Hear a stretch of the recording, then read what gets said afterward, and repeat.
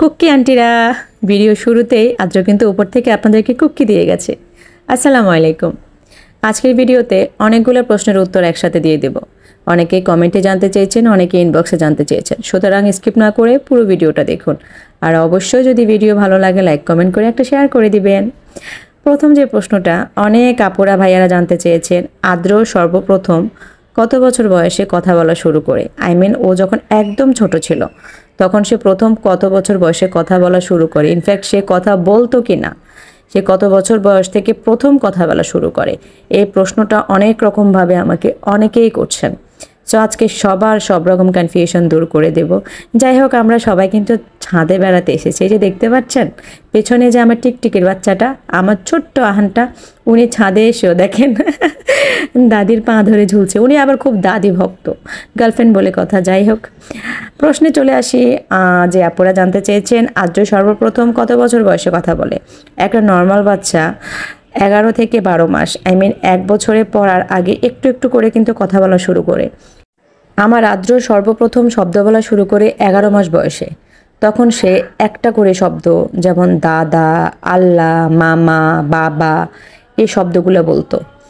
আর 12 মাস যখন তার পার হয়ে যায়, 1 বছর যখন পুরোপুরি কমপ্লিট হয়ে যায়, সে তখন আরও কিছু কিছু শব্দ বাড়িয়ে বলে, যেমন আম্মা, আব্বা, আল্লাহ, আম্মু, বাবা, দাদা, এমন অনেক শব্দ বলতো।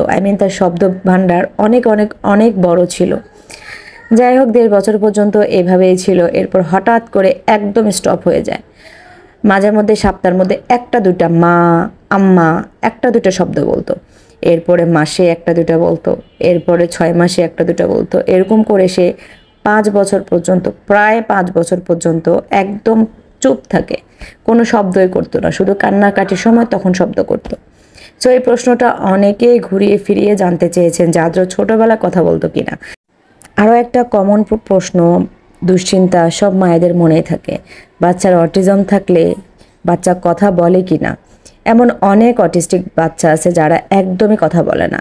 ইনফ্যাক্ট আমার আদ্রর স্কুলে এমন অনেক বাচ্চা আছে যারা কোনো কথাই বলে না, হয়তো 2-1টা শব্দ করে। যে বাচ্চা বারবার হবে, যে বাচ্চা ছোটোবেলায় 1 বছরের আগে বা 1 বছরের পরে যারা কথা বলবে কিন্তু মাঝখানে চুপ হয়ে যায়, যেমন আমার আদ্রর মতো, ওই বাচ্চাগুলো কিন্তু একটা সময় অবশ্যই কথা বলবে।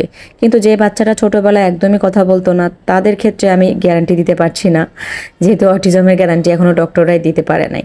যাই হোক, আজকে আমাদের ছাদ ভ্রমণটা কেমন লাগলো? আপনাদের প্রশ্নের উত্তর দিতে গিয়ে আমি ছাদ ভ্রমণের বর্ণনা দিতে পারলাম না।